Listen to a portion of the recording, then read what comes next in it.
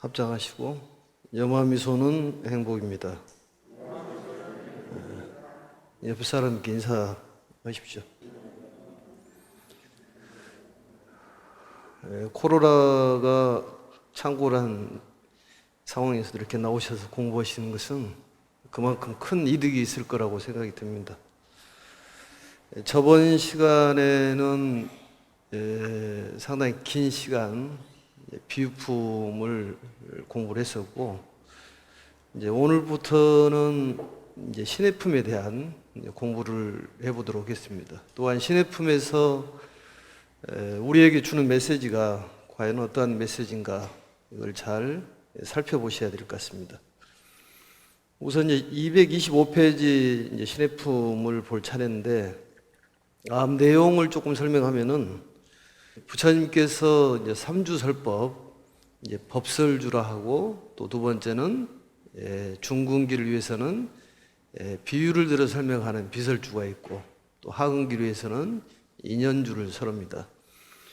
방편품에서 부처님께서 법설을 설하시고, 이러한 법설을 비유품에서는 사리불께서 이해하고 깨달습니다. 그 깨달음에 대한 것을 부처님께서 수기를 주고, 대중들께서는 사리불께서 수기 받음에 대한 기쁨을 이제 표현하고, 또 그 대가로 인해 가지고 사리불께서도 대가로 하기는 그렇습니다만 자비심으로 대중들을 위해서 부처님께서 법을 설해 주시라고 청을 합니다. 그리고 부처님께서 사리불 외에 중군기의 성문들을 위해서 비유를 들어서 설하는데, 그걸 비설주라고 그러는데, 그 비유를 들어서 설명한 내용이 그 유명한 삼거 화택에 대한 비유를 들어가지고 부처님께서 설명하십니다. 그래서 그 이제 비유에 대한 설명을 사성문, 수보리, 가전년, 마가섭, 목걸련 4대 성문이 성문도 성불을 한다는 소식을 듣고 너무 환희한 그런 생각을 갖고, 본인이 그동안에 잘못된 생각을 이제 고백함으로 인해서 부처님께서 또 이 네 성문에게 바로 수기를 주는 그런 내용이 나오는데, 그 말씀을 듣고 너무너무 기뻐하고, 또 기쁜 나머지 본인에 대한 그동안에 잘못된 것을 반성하고 고백하고, 이 고백한 내용들을 또 자청해서 비유를 들어서 설명하는 내용이 바로 장자와 이제 궁자의 비유입니다. 이제 비설이라고 그러는데, 바로 이제 비유품에서는 부처님께서 예를 들어서 설명하는 것이고, 여기에서는 이제 4대 성문이 부처님께서 여쭈도 안 했는데 당신들께서 비유를 들어가지고 저희들을 장자로 비춰보고, 또 장자는 부처님을 뜻하는 거고, 또 그 궁자는 4대 성문이라든지 우리 중생을 비춰가지고 설명한 내용입니다. 그리고 이제 마지막 부분에서는 부처님의 은혜에 감사하는 그런 내용으로 해서 구성이 되어 있습니다. 그래서 이제 오늘은 이제 신해품인데, 이 신해품이라는 것은 대단히 중요한 이 품입니다. 그래서 신해라는 것은 믿음과 이제 이해에 대한 얘기죠. 그래서 신이라는 것은 무엇을 믿는 것이냐? 부처님의 가르침을 믿는 것이고, 부처님의 말씀을 믿고 의심이 없는 것을 바로 신이라고 그렇게 얘기를 합니다. 또 이 신해품은 전체적인 법화경의 28품 중에 우리가 우유로 얘기하면은 제호의 역할을 한다. 그만큼 이제 중요한 가르침이 신해품이라는 얘기고, 이 믿음에 대한 얘기가 굉장히 중요한 그런 내용을 갖고 있습니다. 그래서 이 신이라는 것은 부처님의 가르침을 믿는 것이요, 또 우리가 성불을 한다는 믿음, 또 원래부터 우리가 부처님의 그 아들로서 이제 거지로 이렇게 품삯을 구하러 다니지만은 그것을 깨달았든 깨닫지 않았든 간에 원래부터 부처님의 아들이었다는 것을 설명하는 것입니다. 그러니까 내가 부처였다는 것을 깨달았든 깨닫지 않았든 간에 원래부터 부처였다는 그 가르침을 설명한 내용인데 굉장히 우리에게 희망을 주는 그런 가르침인데 이게 믿음이 뒷받침돼야 된다 그런 얘기입니다. 그래 우리에게는 항상 부처님께서 우리를 언제나 어느 때나 시방 3세에 우리를 지켜주고 계신다는 것을 항상 믿어야 되고 또 오매불망 우리를 찾고 계신다는 것을 이제 믿어야 되고 또 그러한 든든한 백이 있다는 것을 우리가 믿어야 되는 것입니다. 그래서 이 믿음이라는 것은 부처님의 가르침을 믿는 것이고 또 해라는 것은 이 부처님의 가르침을 통해서 요지를 깨닫는 것을 해라고 그럽니다.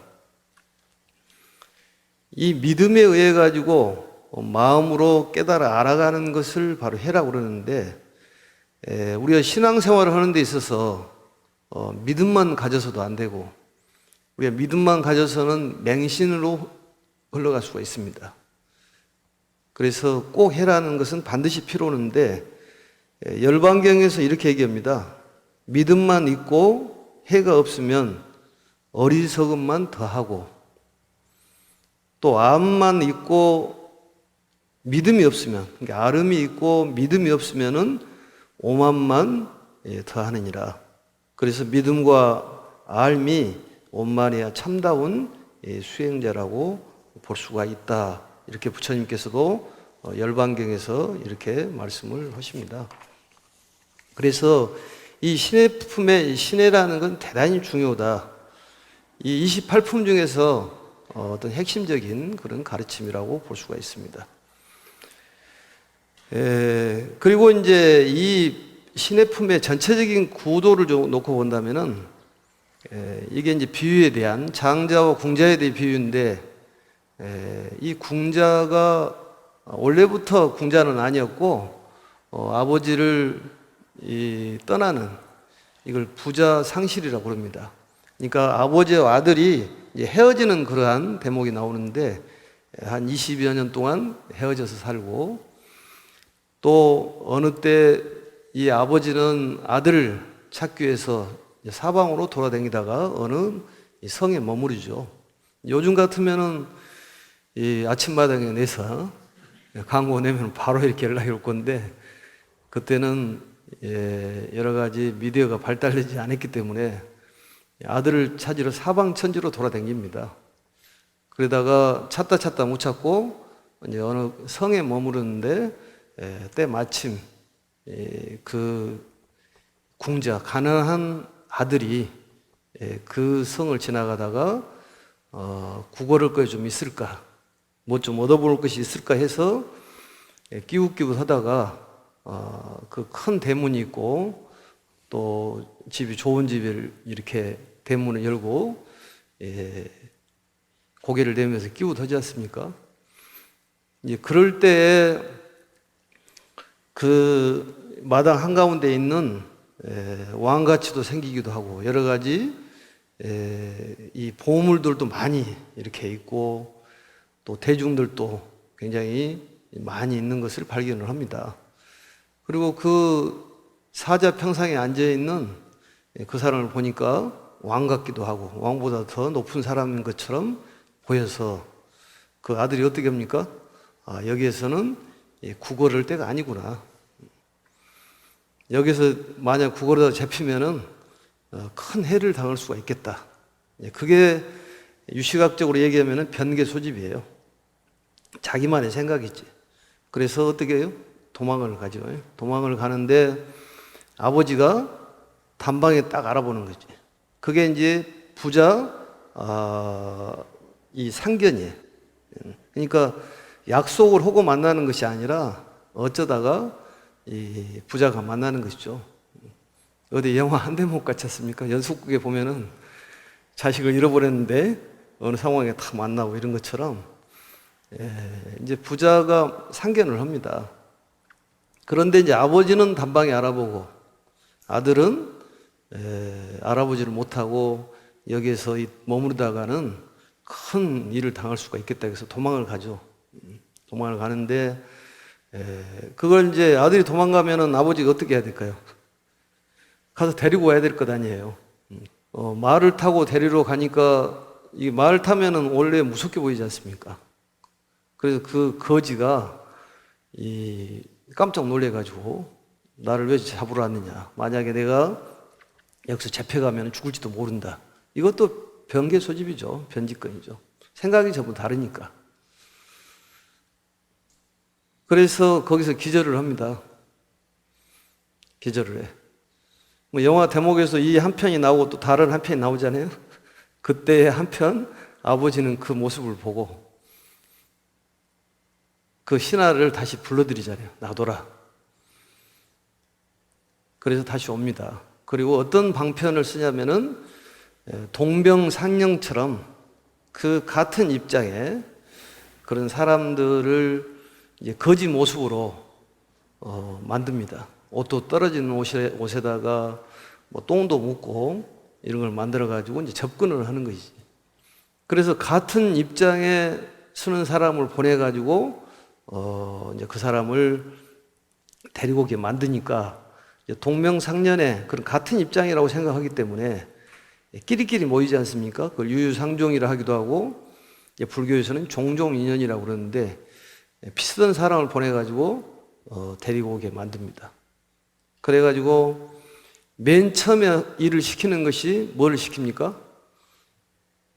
똥 치는 것부터 시키는 거예요. 예습 좀 하고 다녀야 되는데 예습을 안 하니까 똥 치는 것부터 시키는데 이제 분뇨 치는 것부터 시키는 거예요. 그래서 이제 분뇨 치는 것부터 시키다가 이제 차츰차츰 아버지하고 서로 이제 믿게 되고 그걸 상신이라고 그러는데 서로 이제 믿음을 갖게 됩니다. 그리고 아버지께서 이제 나를 생각할 때 아버지라고 생각을 해라.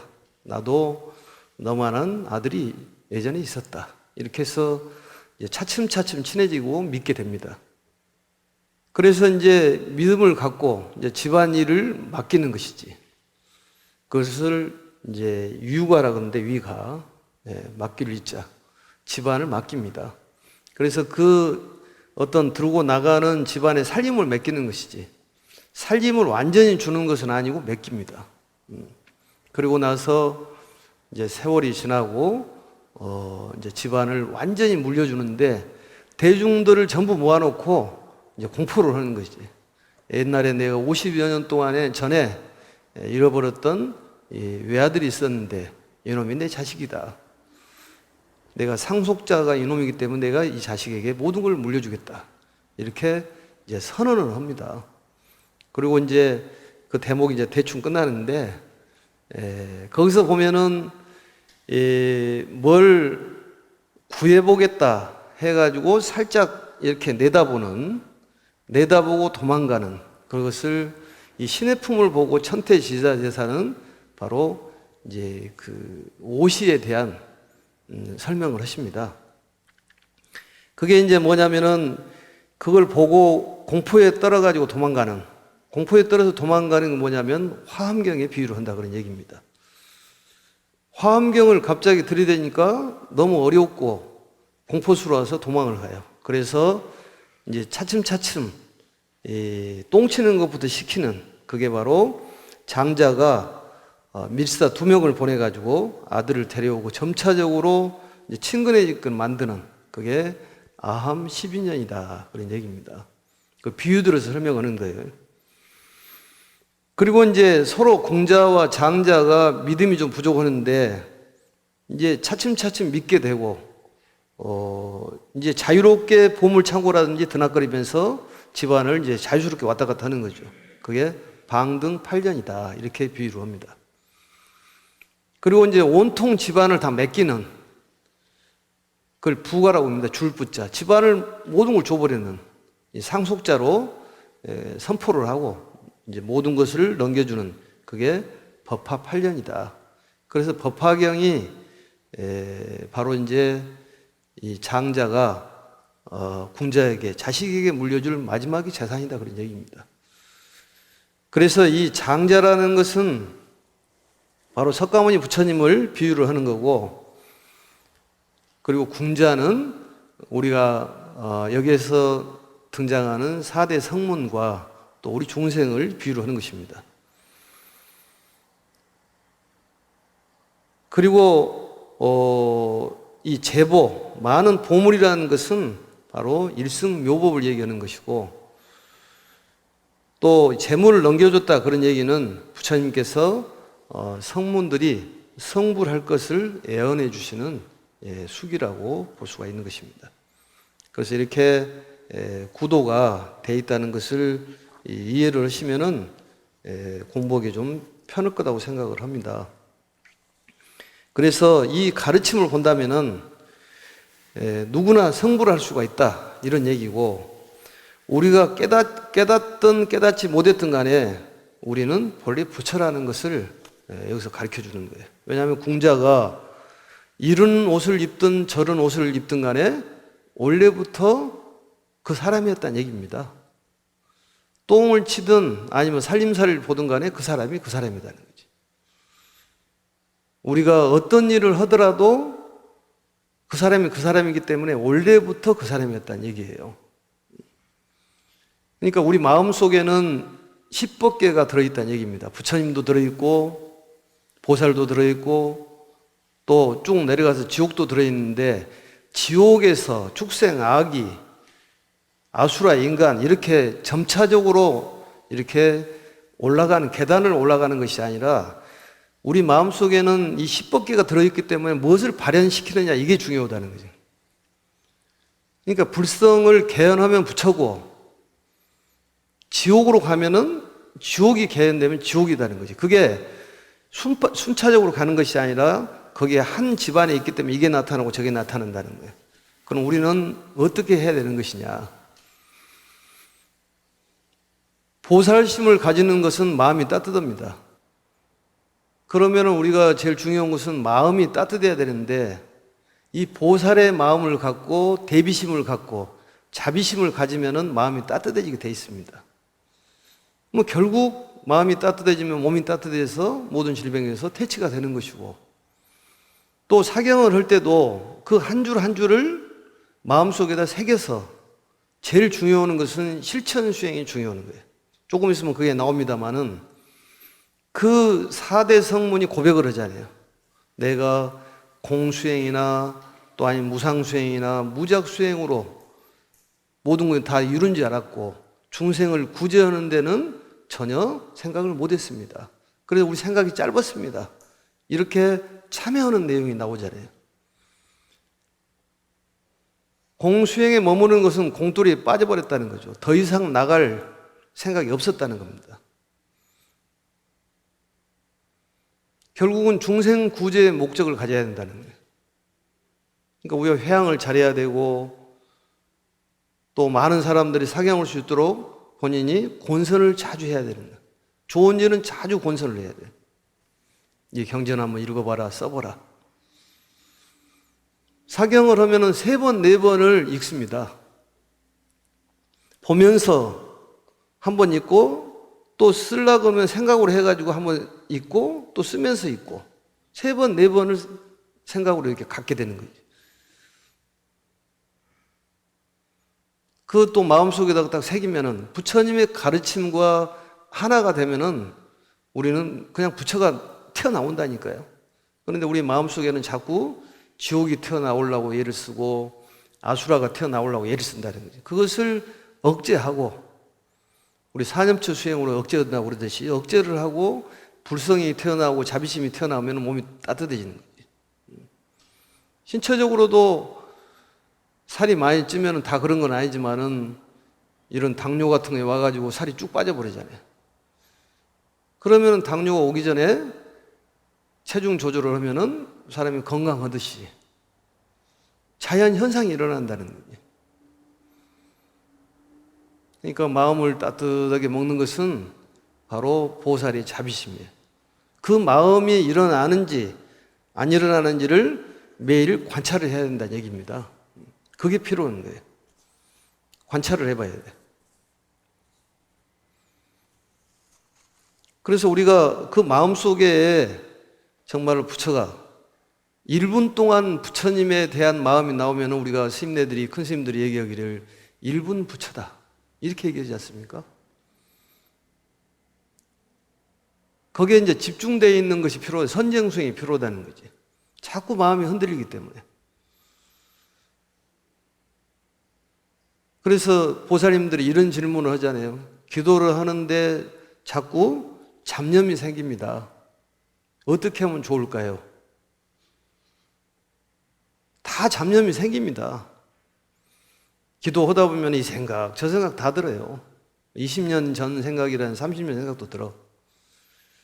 근데 그 생각을 이 돌아다닐 것이 아니라 그 생각을 한쪽에다 모아놔야지. 다른 생각이 나오면은 그 좋은 생각으로 딱 그 생각을 가다둬야 된다니까. 적정심상송이라고 그러잖아요. 적정심상송. 적정심을 가져야 되는 거예요. 기도할 때.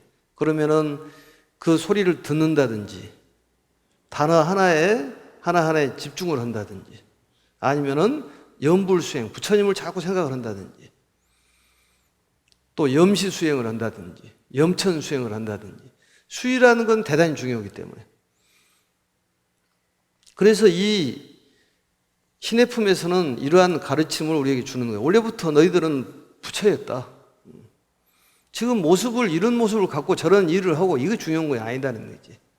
그래서 거기에 대한 생각을 하고 항상 자신감을 갖고 우리가 이 아버지인 장자가 나를 기다리고 있듯이 누군지는 모르지만은 나를 항상 기다리고 있고 또 우리에게 정말로 그 제보를 주기 위해 많은 보물을 주기 위해서 그건 이제 수행을 뜻합니다만 그걸 주기 위해서 기다리고 있다 이런 생각을 하고 공부에 임하시면 도움이 될 것 같습니다. 그리고 이제 사종불토라는 게 있는데 4가지의 땅이 있습니다. 유마경에 나온 얘기인데 첫 번째가 동거토라는 것이 있는데 범성동거토라고 합니다. 한번 따라서 할까요? 범성동거토. 이것은 이제 범부들과 성자가 함께 사는 이 나라가 있다. 우리가 불국토라는 얘기를 합니다만 부처님의 목적은 이 세계를 불국토로 만들고 성취 중생을 전부 이제 부처의 마음을 깨닫게 하기 위해서 이 사바세계에 오신 목적입니다. 두 번째는 방편유여토. 한번 따라할까요? 방편유여토. 이걸 방편토라고도 합니다만 이것은 뭐냐면 견사옥을 단절하고 3계 생사의 고뇌를 떠난 사람이 사는 국토인데 무명 혹은 남아있기 때문에 방편유여토라고 한다. 이건 21강에서 견사옥에 대해서 얘기한 것 같습니다. 이 견옥이라는 것은 뭐냐? 간단하게 얘기하면 이 3세 인과를 알지 못해서 일어나는 번뇌를 이 견옥이라고 얘기하고 이 사옥이라는 것은 사물의 이치를 알지 못해서 일어나는 번뇌입니다. 이 두 가지는 해결됐는데 무명혹이라는 건 해결되지 않는 그런 대중들이 사는 땅인데 무명혹이라는 것은 뭐냐? 성부를 방해하는 번뇌. 이것은 해결이 안 되고 두 가지는 해결되는 방편유효토라고 한다. 세 번째는 실보토. 한번 따라서 할까요? 실보토. 실보토. 진실실자입니다. 실보무장애토라고도 하는데 이것은 뭐냐면 장애가 없는 정말로 진실된 땅이라는 것이지. 그건 뭐냐? 바로 초지보살 이상들이 사는 그런 땅이 바로 실보토라는 얘기입니다. 그 다음에 이제 마지막으로 상적광토. 이 부처님이 계시는 곳이 바로 상적광토인데 이 법화경에서는 정문에서는 사바세계를 예토라고 얘기하지만 본문에서는 이 사바세계를 참된 정토라고 얘기를 합니다. 그러니까 이런 세계가 있는데 이런 세계가 어느 땅에가 그게 있느냐 이게 아니라는 거죠. 어떤 마음을 갖느냐에 따라서 땅이 달라지는 거지. 위치가 달라진다는 거예요. 그러니까 사기성이 없는 사람은 그 집단에 들어가지를 않습니다. 아예. 우리가 그 성격과 성품과 여러 가지가 안 맞는 것이요. 그렇기 때문에 그 사람들 어울리지를 않아. 이렇게 절에 와서 공부하는 것은 이건 쉬운 일이 아닙니다. 같은 생각을 갖고 또 같은 그런 수행을 하고 있기 때문에 이 자리에 모이는 것이지. 그러니까 이런 나라가 형성되는 것이지. 지옥이라는 데도 형성이 되는 거예요. 우리가 먼 타운 그러는데 뭐 차이나타운, 코리아타운 이렇게 얘기하는데 사실 실보토라는 것이 딱 정해진 것이 아니라 그 마음에서 비롯되기 때문에 우리가 그 마음이 있는 사람들끼리 모여 사는 곳이죠. 우리가 수행을 추구하는 이런 수행자들이 모여 사는 곳이 바로 상적강토라는 거지. 예토가 따로 있는 것이 아니라 더러운 땅이 있는 것이 아니라 우리가 더러운 땅에서도 예토가 있는 것이고 예토 속에도 바로 정토가 있다는 거지. 그러니까 보리가 곧 번뇌예요. 번뇌가 보리다는 소리는 번뇌가 보리로 바꿔지고 보리가 번뇌로 바꿔진 것이 아니라 그 속에 다 들어있는 것이 보리가 나오기도 하고 번뇌가 나온다는 거예요. 번뇌가 나오면 지옥이고 보리가 나오면 바로 실보토가 되는 거예요. 불국정토가 되는 것 아니냐는 얘기입니다. 그러니까 우리 마음속에 일어나는 것을 자꾸 관찰을 해봐야지. 알아차려봐야 된다는 거예요. 누구와 대화하면서도 어떤 마음이 일어나는지. 그러면은 바로 아기가 일어나면 아기 세계에 사는 것이지. 1분 동안 아기 세계에 사는 것이잖아요. 그러니까 내가 궁자든 궁자가 아니든 간에 원래부터 부처였다. 너는 상속자였다. 이런 얘기예요. 어떤 옷을 입고 어떤 생각을 하든 그건 중요하지가 않다는 거지. 그래서 본론적으로 이 경전으로 와서 한번 보겠습니다. 그래서 이 믿음이라는 것은 지혜의 종자가 되는 것이다. 한번 따라서 할까요? 믿음은 지혜의 종자가 되는 것이다. 또 불신은 바로 지옥의 원인이 된다. 그러니까 불신은 지옥의 원인이요. 믿음은 부처님의 종자가 된다는 거예요. 그래서 이 법화경은 일체 중생의 아버지가 되는 것이다. 그래서 이 세존의 대은, 크나큰 은혜에 보답하려거든 어떻게 해야 되냐 우리는. 법화경을 자꾸 수지하고 사경을 해라 이런 얘기가 나옵니다. 그래서 이 신의 품을 해석할 때 즐거움보다 깨달음이 훨씬 낫다. 우리가 즐거워하는 것보다도 깨달아 가는 것이 훨씬 수승하다는 거예요. 그렇기 때문에 깨달아 가야 된다는 거예요. 또 일념 삼천도 바로 믿음에서 나온다. 우리가 장교에서는 우리 마음을 바로 식이라고 의식이라고 얘기합니다. 통교에서는 뭐라고 그래요? 아리아식이라고 얘기해요. 별교에서는 열애장식이라고 얘기하고 원교에서는 일념 삼천이라고 얘기하는데 이런 일념 삼천도 우리 마음이라는 것도 전부 믿음에서 나온다는 거지. 그러니까 우리가 어떤 믿음을 가져야 되냐 이게 중요하다는 거예요. 그러니까 본인이 돈을 많이 벌 수 있다는 믿음, 우리 아버지는 많은 걸 가지고 있기 때문에 언젠가는 나는 많은 제보가 들어온다 이렇게 생각을 하면은 그게 들어온다는 거지.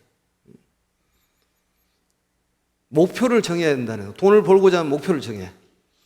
그러면 이루어진다니까요. 그래서 이 믿음이라는 것은 한번 따라서 할까요? 믿음이라는 것은 삼세 재불의 성도를 이루는 것이요 무명을 자르는 날카로운 칼이다. 결국은 지혜가 없는 무명을 자르는 칼이 믿음이라는 거지. 믿음만 가져서는 되는 것이 아니라 알아가야 된다는 거지. 그래서 신혜가 중요해요. 항상 신혜는 부모처럼 따라다니는 거예요. 그래서 신의 품이 그렇게 중요하다는 거지. 그래서 이 신이라는 것은 의심을 하지 않는 것이요 해라는 것은 지혜의 다른 이름이다. 또 신이라는 것은 가치와 같고 해라는 것은 보배와 같다. 그러니까 둘이는 같이 다닌다는 거죠. 신에는. 그래서 신 밖에 해가 없고 해 밖에 신이 없다. 이렇게 이 신의 품에 대해서 얘기를 합니다. 그래서 모든 건 마음에서 비롯된 것이다. 그렇다면 경전을 좀 보도록 하겠습니다. 225페이지를 보면 그때 해명수보리와 마가전령과 마가섭과 마목걸련이 부처님으로부터 일찍이 듣지 못했던 법을 듣고 세종께서 사리불에게 안욕따라 삼맥삼불의 숙이주심을 보고 희유하다고 생각하며 뛸 듯이 좋아하였다. 이게 이제 환희용약이라는 얘기죠. 사람이 너무너무 기쁘면은 이 감명을 받아가지고 펄쩍펄쩍 뛴다는 거지. 그러니까 성문이 성불한 줄을 못 들었는데 이 사리불이라는 성문이 성불했다는 소식을 듣고 너무 뛸 듯이 기뻤다는 거예요. 그래서 여기에 보면 우리가 뭐 교리 시간에 얘기를 한 것입니다만 이 수보리는 해명 수보리라 그래서 이 공예를 목숨으로 생각하는 이 공돌이를 제일 또렷하게 아신 분이 바로 이제 해공 수보리라고 그러는데 워낙 그분이 수행력이 높아가지고 부처님께서 삼구초려를 했다고 그러지 않습니까? 그래 어느 마을에 계셨는데 지붕이 없는 마을에 계셨는데 비가 왔는데 그쪽만 그 지역만 비가 안 와버리더라는 거예요. 그래 가뭄이 들어가지고 비신한테 물었더니 이 수보리께서 도력이 높으신 분께서 감히 비를 내릴 수가 없었다. 그래가지고 이제 수보리께서 비를 마음껏 내리도록 하라. 그래가지고 비가 내릴 정도로 그만큼 도력이 있었다고 그러잖아요. 또 마가전녀는 10대 제자 중에서 논의제일이잖아요. 부처님의 가르침을 해설을 잘 하셨다고 그래요. 이건 다 알고 있는 것입니다만 마가섭은 두타제일 겸손하고 검소하고 또 불교 교단을 이끌어간 상수 제자였습니다. 부처님 멸반하시고 나서. 그리고 이제 목걸련은 뭐예요? 우리 백중 때 등장하는 이 정말로 효자의 일인자, 목련존자이죠. 신통제일 목련존자입니다. 사리불과 목련은 부처님보다도 먼저 이제 돌아가시죠. 나이도 많았지만. 이 사대보살이 부처님께서 일찍이 듣지 못했던 법을 듣고 또 숙이주심을 보고 뛸 듯이 좋아했다. 그리고 이제 마가섭은 천국을 받고 살았다고 합니다. 그 얘기는 교리 시간에 했던 것이라 생략하도록 하겠습니다. 그래서 남이 좋은 일이 생기는 것을 기뻐하는 수의에 대한 공덕이에요. 우리하고 좀 다르지 않습니까? 사리불이 수기를 얻어가지고 부처가 된다. 너는 부처가 된다보다도 언젠가 네가 부처라는 것을 알게 될 것이다. 이런 얘기입니다. 원래 부처니까. 내가 알아보니까 내가 원래 부처였더라. 너는 어느 정도 시기가 지나면 그때 너가 스스로 부처라는 것을 깨닫게 될 것이다. 자각하게 될 것이다. 그런 얘기죠.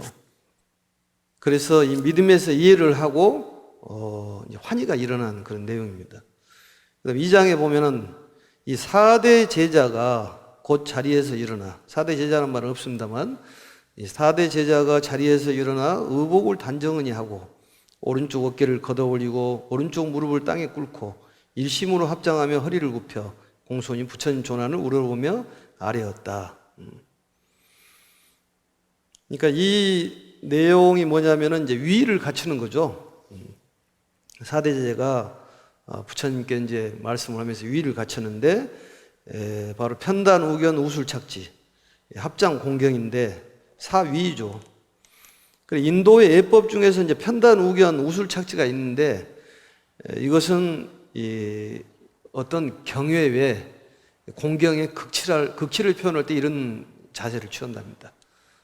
그러니까 편단 우견은 지금 스님처럼 하는 것이 편단 우견이죠. 오른쪽 어깨를 드러내고 왼쪽으로 이렇게. 가사가 원래 남방 쪽에서는 옷이니까 중국을 거쳐오면서 한국을 오면서 이제 제일모직 또 메리아스 BYC 이렇게 해가지고 입었지만 원래는 이게 이제 옷입니다. 그래서 이 편단 우견 우술착지라는 것은 내가 당신에게 귀의하겠습니다 이런 뜻이고 또 당신을 잘 모시겠습니다. 또 당신을 공경하겠습니다. 또 받들어 모시겠습니다. 이런 의미가 있다고 그럽니다. 그리고 의사의 표시입니다 이게. 저희들은 승가의 우두머리 비구로서 나이가 들어 늙고 스스로 이미 열반을 얻었으니 더할 일이 없다고 생각하여 더 정진하여 안욕따라 삼맥삼보리를 구하려 하지 않았나이다. 이게 참여하는 거죠. 참여하는 거. 그러니까 본인들이 지금 들어보니까 공부가 안 돼 있다는 걸 이제서 알았다는 거예요. 그래서 왜 공부를 안 했는 줄로 이제 참여를 하는 것인데 고백을 하는 거죠. 승가의 우두머리였다는 것이. 이 승가라는 것은 우리 승단을 얘기하는 건데 화합을 뜻합니다. 화합을 뜻하는 거예요. 그리고 우두머리요. 나이가 많이 먹었다. 나이가 먹어서 공부를 하려고 하지 않았다는 거예요. 노인 불수라고 나이가 먹으면 수행하기 어렵습니다. 그래서 나이가 먹었고 또 스스로 열반을 얻었다고 생각했기 때문에 더 이상 공부를 정진하지 않고 거기서 멈췄다는 거죠. 스스로 고백을 하는 거예요. 그래서 그동안에 제대로 공부가 안 된 것 같습니다. 이런 얘기죠. 세종께서 이미 오래전부터 저희들을 위해 법을 설해 주셨고 당시 저희들은 늘 법문 듣는 자리에 있으면서도 몸이 피곤하고 게을러서 단지 공과 무상과 무장만 생각했을 뿐 보살의 법과 신통력이 자제하여 불국도를 청정히 하고 중생을 구제하여 성취시키는 일에는 마음이 즐거워하지 않았나이다. 여기까지. 그러니까 몸이 피곤하고 같이 법문을 들었는데 또 게을리 했다는 거죠. 단지 이 공이라든지 무상과 무작에만 심혈을 기울이고 다른 일을 하지 않았다. 그 얘기는 무슨 얘기냐? 자기를 위한 것만 하고 남을 위한 걸 하지를 안 했다는 거죠. 그래서 우리가 진정한 부처가 되기 위해서는, 부처라는 걸 깨닫기 위해서는 바로 수행도 중요하지만은 이타 실천이 필요하고 해양 실천이 필요한데 거기에 대해서는 생각을 하지 않고 오직 자기 수행만 집착을 했다. 거기에만 끄달려 갔다 그런 얘기입니다. 그래서 자기 하나의 깨달음을 만족하고 구하는 소승의 태도만 가졌고 이타에 대한 정신이 없었기 때문에 수행이 진전이 없었다. 이렇게 고백하는 거죠.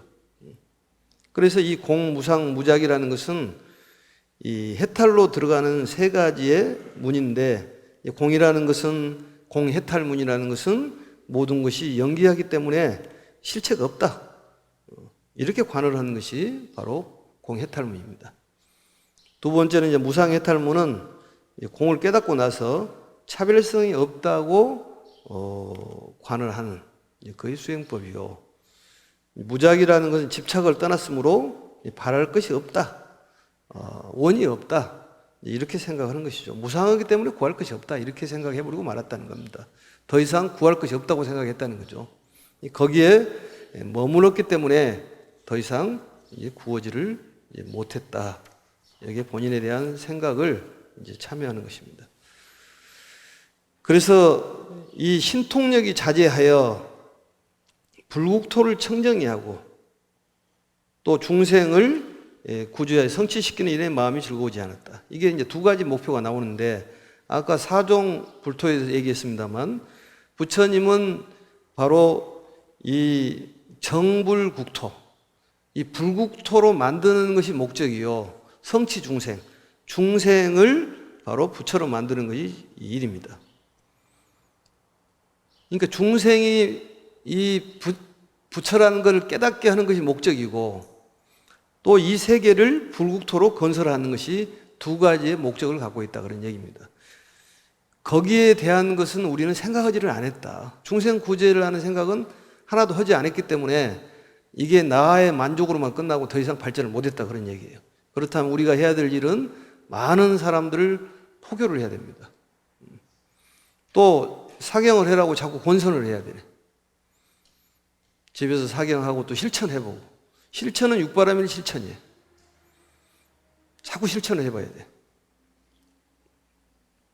그래서 왜냐하면 세종께서 저희들로 하여금 삼계에서 벗어나 열반을 증득하게 하셨고 또 저희들도 이미 나이가 들어 부처님께서 보살을 교화하시는 안욕따라 삼맥삼보리에 대해서 좋아하는 마음을 조금도 갖지 않았기 때문입니다. 그런데 저희들이 지금 부처님 앞에서 성문들에게 안욕따라 삼맥삼보리의 수기를 주심을 보고 마음이 크게 환희하여 전에 없었던 것을 얻었나이다. 지금 뜻밖의 희한 법을 들으니 매우 즐겁고 다행스러우며 크고 좋은 이익을 얻어서 마치 구하지도 않은 많은 보배를 저절로 얻은 것 같습니다. 이게 고백을 하는 것이죠. 큰 이익, 대설리를 얻었다는 얘기를 고백을 한 내용으로 시작을 하고 이 3장에서는 이 4대 이 성문들이 본인께서 이 깨달은 바를 궁자의 비유를 들어가지고 설명하는 내용이 여기에 이제 이 중요한 내용들이 다 들어 있습니다. 그래서 3장의 내용은 다음 시간에 공부를 또 해보도록 하겠습니다. 아무튼 오늘 이 신해품을 보면서 자신감을 갖고 우리 마음속에는 10법계가 들어있다는 것을 알아야 돼요. 그래서 뭐를 발현시킬 것이냐.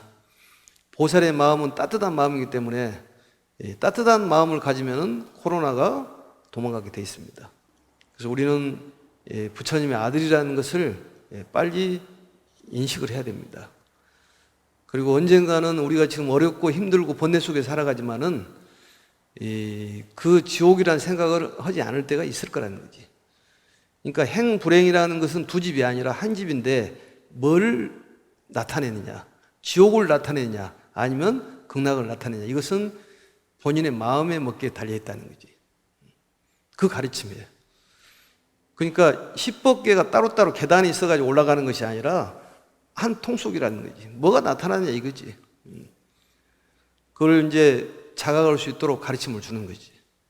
우리가 이제 안 좋은 일도 있고 좋은 일도 있지만은 좋은 일이고 안 좋은 일은 사실은 본인 생각이지 그것은 결정된 것은 없겠죠. 무유정법이겠지만, 그래서 모든 것을 행복스럽게 생각하고 기분 좋다.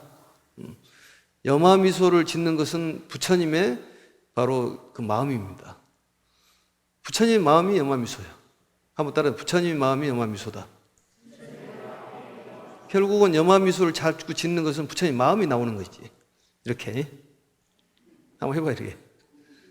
이것은 영혼이 있는 웃음이 돼야지 겉으로만 해서는 안 되고 그 부처님 마음에 나와야지.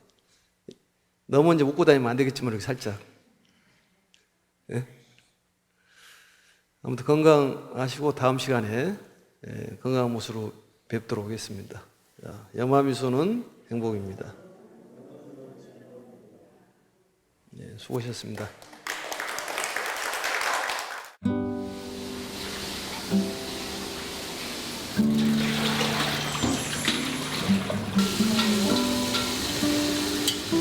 공양주 한 지는 2년 됐고요. 봉사로 일주일에 한 번씩 한 거는 1년 그렇게 하고 있습니다. 여기에 오면서부터 이제 기초교리 하면서 공양간에 간음에 봉사가 있었어요. 이제는 무료 급식하는 거 거기에 같이 해서 봉사하다가 스님들만 공양이 아니고 봉사자들 공양도 같이 드리고 있습니다.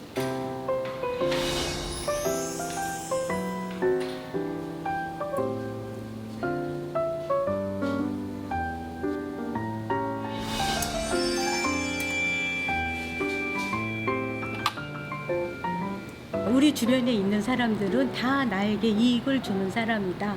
그렇게 법화경 내용을 읽으면서 그렇게 알게 됐어요. 그래서 다 나에게 도움을 주는 사람이다 하고 그렇게 느끼고 절대 이렇게 배타하지 않으려고 그냥 모든 걸 다 수용하게 돼요. 저 사람 화가 났으면 그것도 나로 인해서 할 수도 있겠구나 하고서 바로 자기를 내려놓고 한 번 더 보게 되는 그 수용심이 법화경 사경에서 생깁니다.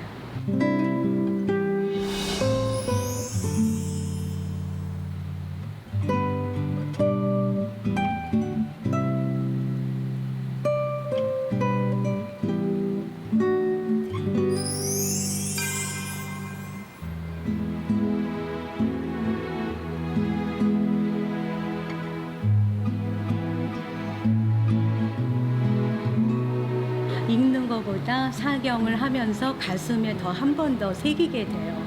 그래서 그 발언이 내 발언과 부처님의 발언이 같이 해서 이루어집니다. 그래서 법화경의 가르침은 일불승의 도리를 깨닫는다고 하셨고 항상 보살행을 실천하라는 가르침이 책 속에 있더라고요.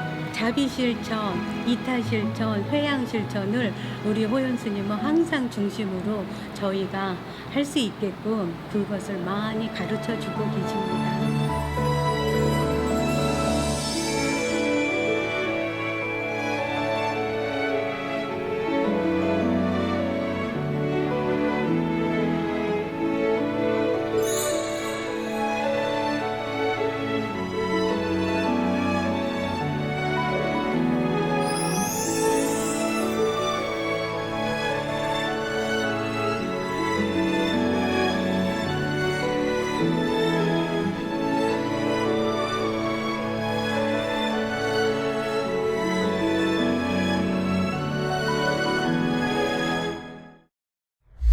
네.